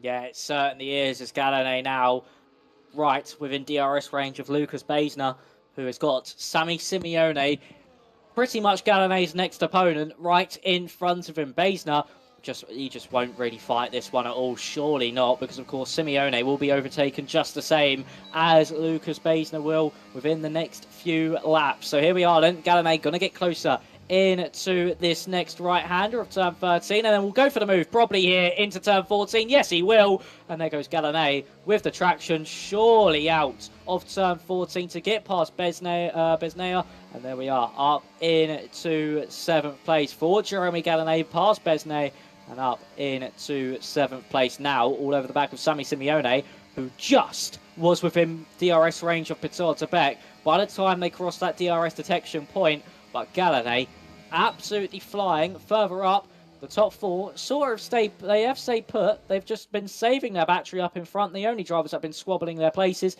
is Donovan and Tonaletto. And at the minute, Donovan in the hot seat, but you can't count out Lewis Walker and Justin Ertz behind. We saw that in Saudi Arabia. It can all kick off on that final lap. And back to Galinay, still all over the back of Simeone. 1/10 is now that gap and going for the move into turn 6, but no, backs out of it. Yeah, that gap is slowly starting to come down more and more, but as we have about 3.5 laps remaining, I do think that the maximum positions gain for Galinay is going to be that P5, and for that he will have to overtake at least one more driver in Sammy Simeone, because Piotr Dabek, of course, has a penalty to his name, but I think down the main straight he might make that move stick already. And after that, we can focus on the main fight of this race, which is between your top four. The first DRS train and the 4 drivers that will be fighting. There is contact! There's a lot of contact with Sammy Simeone and Jeremy Galinay. There was almost no space left for Galinay on the inside, and that means that the door's been opened for Beisner. We almost go 3-man wide. Emil Lundell's retired from the session. Little space there for Galinay for just a moment. He's going to make it down the outside. Contact! A lot of contact! And with a send down the inside from Beisner, that means that Sammy finds himself sending him into the back of Galinay. A lot of contact made. I don't think there's too much damage, if any, but that means that Galinay has got another gap to overcome onto Piotr Dabek. He has managed to clear Sammy Simeone, but that did not go smoothly. No, a very controversial move there from Galinay. Just misjudged the angle slightly on the turn-in.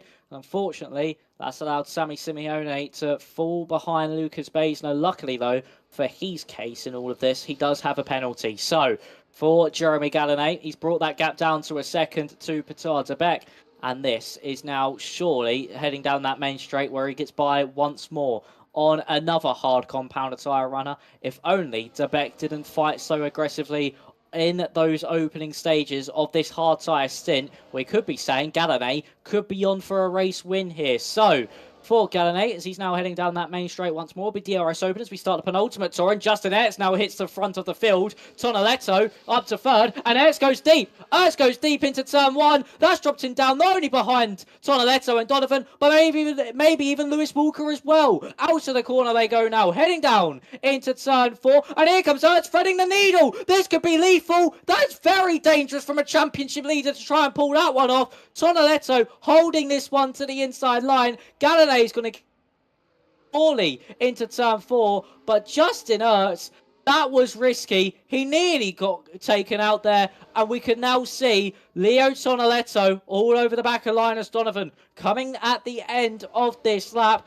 Justin Ertz tried going for the move early. He got caught out by the overspeed not once, but twice, as we now are starting to head into the stadium section for the penultimate time. We're going to start the final tour of this Mexican Grand Prix, and it's been an absolutely chaotic one. Linus Donovan will lead them round the final corner, and we'll see now Linus lead the way. 6/10 is that gap. Heading on to this final lap, but this DRS zone going to be absolutely huge. You can see him trying to break the slipstream from Tonaletto behind, but the DRS, the ERS, it's just too much for Donovan to defend from. There's contact made. It's caught out once again, maybe under braking. Was able to hold on. Donovan and Tonaletto still battling this one. Ertz is going to get the run out to the corner just like he did in Jeddah 1 week ago. Here comes Ertz. Here comes Walker. 4 wide into turn number 4. And Walker surely going to come out on top here. Winnie, Ertz is still there on the inside. Here comes Donovan once more with the traction out of the corner. Donovan, to make amends for the heartbreak of Saudi Arabia last week, does get the move done. Lewis Walker slots into second, Ertz in third. We have one more DRS zone to go, people. Keep your eyes on Lewis Walker behind Donovan. Here comes Lewis to the inside line. He's got that one pulled off. Ertz will hold on for third place for now, but Tonaletto fighting it to the outside. Donovan now to the inside of Lewis Walker. They're still squabbling into the stadium section. Ertz all over the road. Donovan, though, through the Paratella, will Come on top, surely, yes he will. And from the heartbreaker last week, it's the lights here in Mexico City. Linus Donovan makes amends for Saudi Arabia. He was disappointed last time out not to win, and he does just that. 1 week later, it is redemption for Saudi Arabia. Lewis Walker in second, just wasn't able to control his streak, and Ayerts with some valuable points onto the podium and extends that championship lead by even more. What a final lap that was, Myth.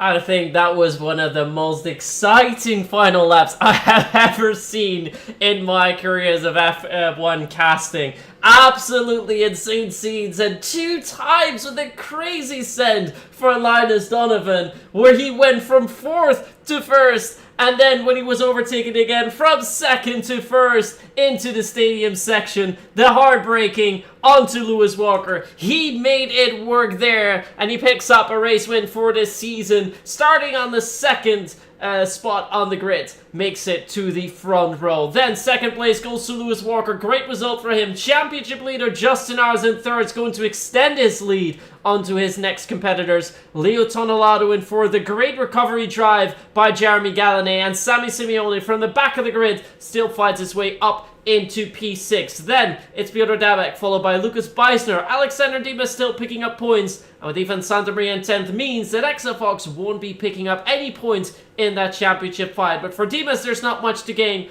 For Simeone, a little bit, and Justin Ars is going to extend his lead in the championship by quite a bit. It's been a great race for him, but Linus Donovan, take a bow. What a last-minute move from him that was. Absolutely spectacular. And for the top 4 to be separated by just under 1 second, and Donovan still had that slide out of the final corner, that could have cost him the race. But he was able just to hold on ever so slightly, and it was just absolutely fantastic. From lights to flag, there was fighting all the way through the field, and that is definitely contender for race of the season, especially that ending. That final lap, I mean, any of that top 4 could have won at any time. There could have been contact at any point. Yeah, and even though we saw the cars touch quite a bit all the way throughout the race, we see Justin Arts also mentioning it in the chat just now, it didn't seem like any damage came as a result of it. Perhaps a little bit of pushing and tossing around did cause some drivers to lose a little bit more positions than they would have liked. But still, great fighting all the way through. What a way for Linus Donovan to pick up the race victory here tonight. And if I am not mistaken, that is also his first win of the season, and it is indeed. He already picked up a podium last week out in Saudi, and now he picks up a race win, which means he's going to jump from 14 to 13 points. Won't put him into championship contention. For Sammy Simeone, he finished in 6th, if I say right. So he picks up 5 points. Justin picks up 10. So he's going to extend the championship lead by 5 extra points, meaning he will have 13-1 points over Sammy Simeone, who is his next competitor, because Dimas only picks up 1 point. He'll be on 44, and Exafox won't pick up any as a result. So very good for them. For Jeremy Gallané, he's going to pick up 6 points, so he's going to jump from 30 on to 36, going to move him slightly closer to the drivers in second. But all in all, a race who's been really good for, of course, your race winner. Leo Tonolato did wonderful as well. Same goes to Lewis Walker, but the driver who's looking perhaps the most delighted after all of this, at least for the driver's standings, is going to be championship leader Justin Arts. Yeah, Justin is going to be absolutely loving that result. To put him pretty much a race victory, 2 race victories ahead of Sammy Simeone, gives him a bags of confidence heading into Belgium, and it now really is just damage control for the rest of the season. Of course, he will miss that race in Italy, in not next week, the week after, so in 2 weeks' time. So that's where Simeone could slightly gain. But again, another strong result in Belgium like this, and Simeone doesn't score or Dimas don't score well in Italy, we could certainly see that Ayerts pick up the championship without even being there, or we see him pick it up at the next round of Qatar. He really has been dominant, from since he's joined. In Miami, he's finished 4th, and he's not finished lower than 8th, and he's finished out of the top 5 once, and that was that 8th place in Hungary. So he's been absolutely on it. He's not finished second yet this season as Justin. That's probably the next thing to tick off on his bucket list of this season. But he's been absolutely amazing. And if he's able to pick this, be thoroughly deserved, because some of the drives that he's done so far this season are champion worthy. Yeah, so far he's definitely the most consistent driver. He's participated in 7 races, and including tonight, 5 races of those on the podium. 3 race wins, the most out of any, because we don't have any other repeat winners aside from him. So definitely been the most dominating driver so far. He will have 31 points as a lead onto the second driver. So indeed a good result on Belgium will almost but secure him the championship, even though he won't be there for round 10. But it's looking very, very good for him, and it looks like we have him in the waiting room. So let's move him in and let's talk him through, because that definitely was a race to talk about. And here we have him in the commentary box, finishing in P3 tonight, after a pretty decent qualifying session for his normal standards, as we should say. The qualifying's usually not his best end, but I think all things considered, that was a really good race for you. Yeah, qualifying could have been better, but like you said, starting P7 probably my best in the entire season. And then the race, yeah, we got really lucky. Race. Unfortunately, there was a lot of lifting in the final 2 laps, so when I saw, I think it was lap 35, I was clear ahead when I wasn't supposed to. I tactically overshot the corner into turn 1, hoping I'd fall back in second, but obviously that didn't really work out. And then, yeah, the final lap was just kind of crazy. Yeah, that was quite something, and I know we normally start talking at the start of the race, talk about qualifying, but let's go to that final lap, because what must have been going through your mind? There were a lot of daring moves coming out, there are a lot of instances that could have ended in heartbreak or in damage for you. Everything ended up going well, but that was very, very dicey. Yeah, slightly annoyed I didn't get second or even first, to be honest, because I felt like it was there for the taking, but yeah, it was just a lot of things out of my control, like side by side through turn 2, and then getting all that contact into turn 4, turn 5, whatever it is with Donatello, I think it is, and yeah, it cost me any chance at the top 2, but gapped I think all my championship rivals by like 5 points or something, which is the main thing at the end of the day.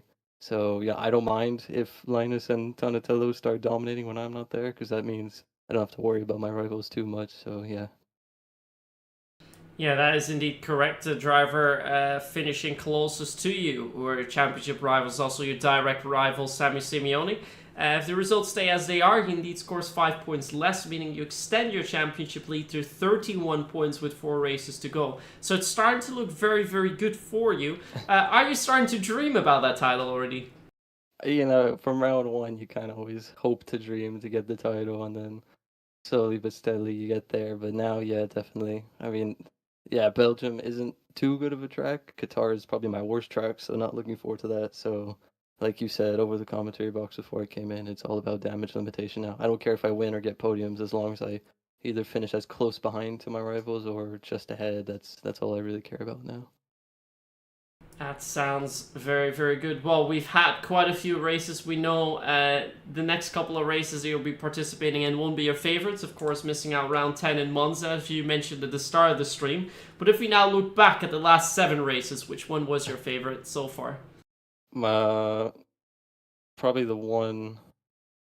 Spain, just because the sentimental value of, first race fan attack, all the doubts in my head where I'm like, oh, am I actually going to be up to pace, or is this where I start to bottle things? But yeah, and then I managed to control it towards the end. That was probably my favorite.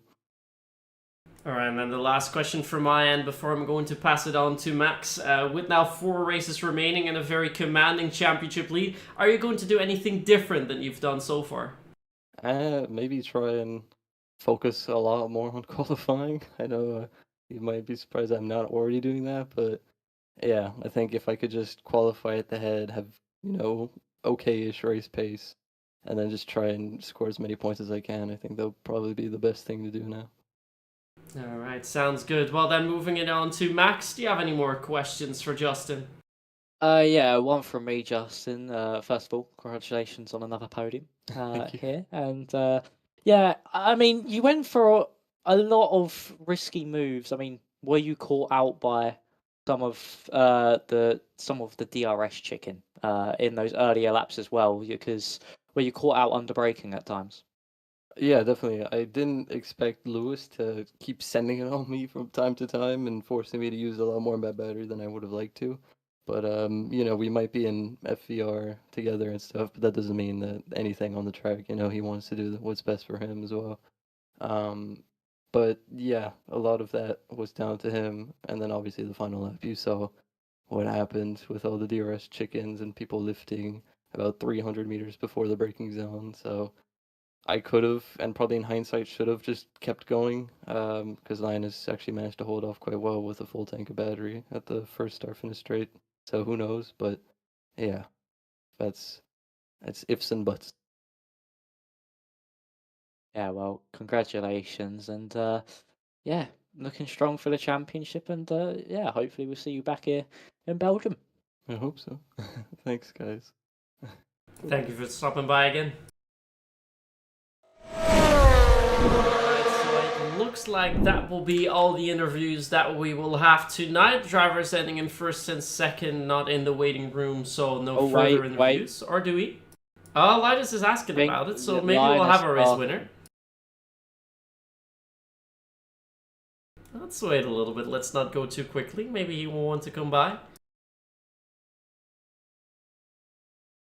I'm just letting him know where to go.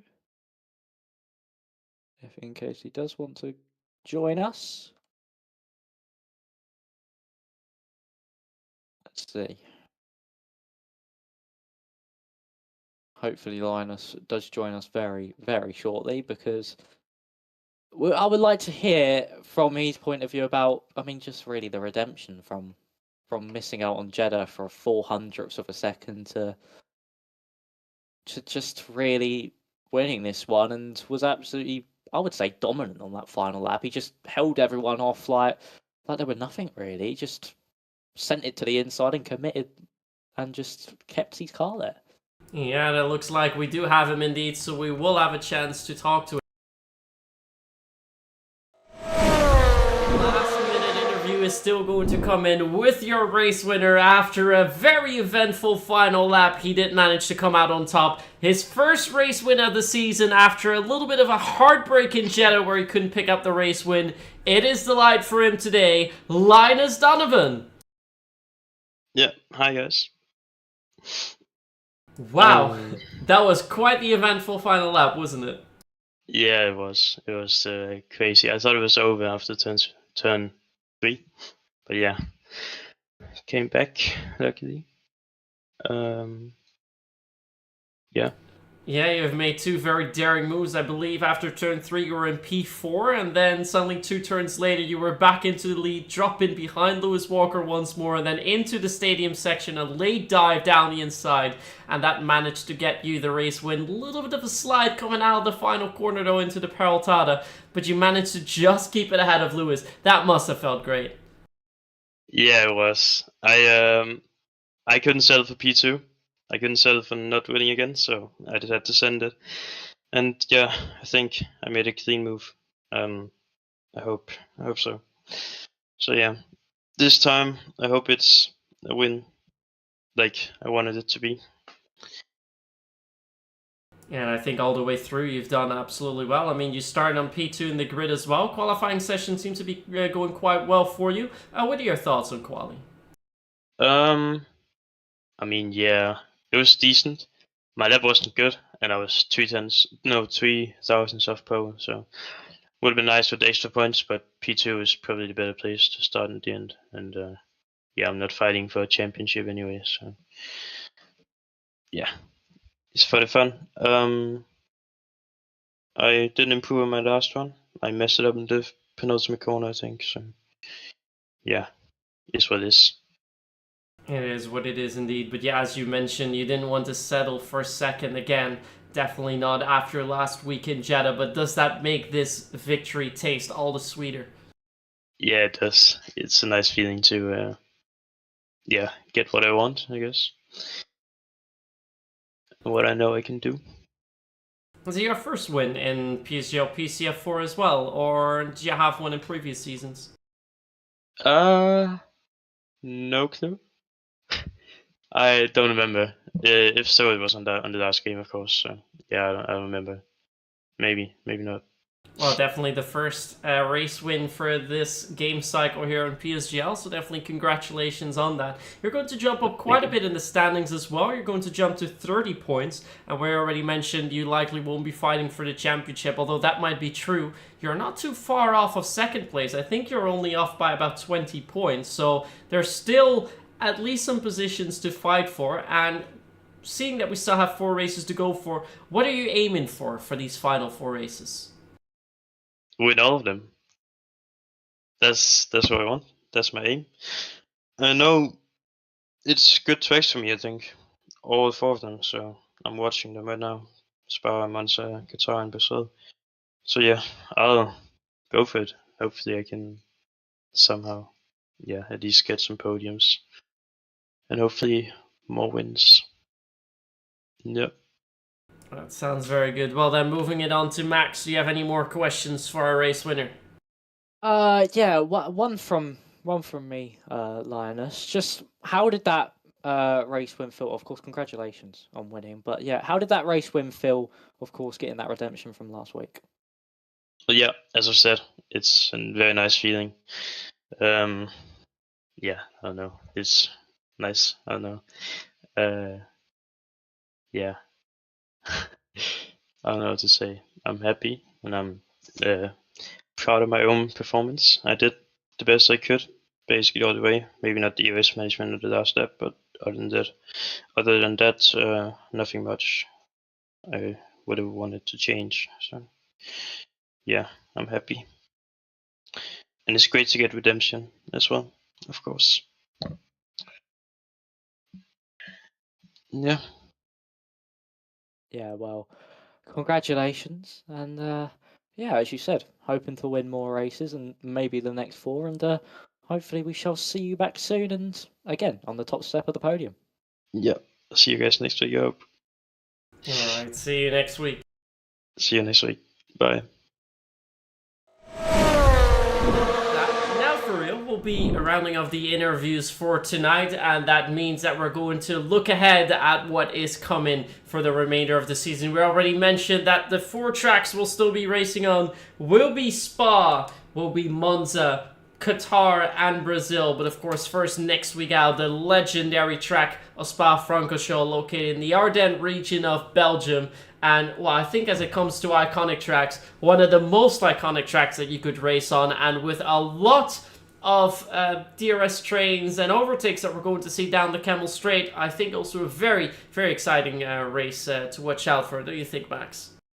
Oh yeah, 100%. I mean, it's kind of similar to how Mexico's worked, where it's got that really straight line speed and straight line dependent first sector. Then we have a tight and twisty middle sector, and then the final sector.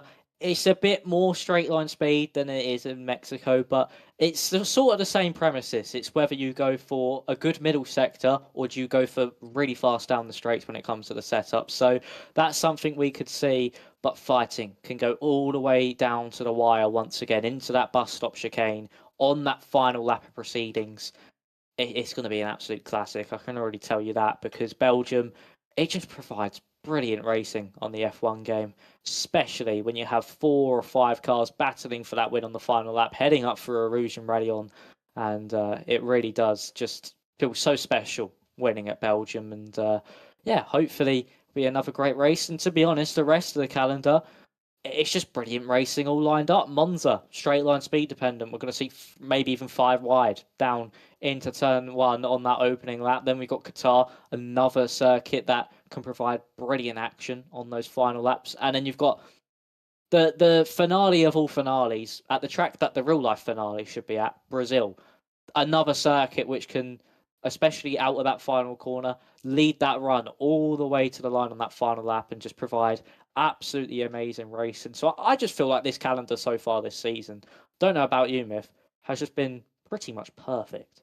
Yeah, the calendar has been really great, and then having that season finale in Brazil, I hope they keep that in there, because I think together with Austria, it's one of the more classic races that you can have on PSGL. And the F1 24 game, also the other F1 games, it is one of the most exciting races to watch and perhaps to drive as well for most of our drivers. So really looking forward to that. Of course, before we get there, a couple of weeks that we still have to wait. But next week in Belgium, we've got another great race lined up. And Justin Aerts is going to head into that race with a 30-point championship lead. If he can extend it a little bit more, he is pretty much certain to clinch that title, even though he's going to miss the race in 2 weeks in Monza. But it's starting to look very good for him. On the other hand, though, if he does fail to score all too many points, and Sammy suddenly puts in 2 great results, the championship fight could be all the way open again. So as Max has mentioned many times before, the next race will be crucial for Justin. If he can do well there, he can pretty much secure it already.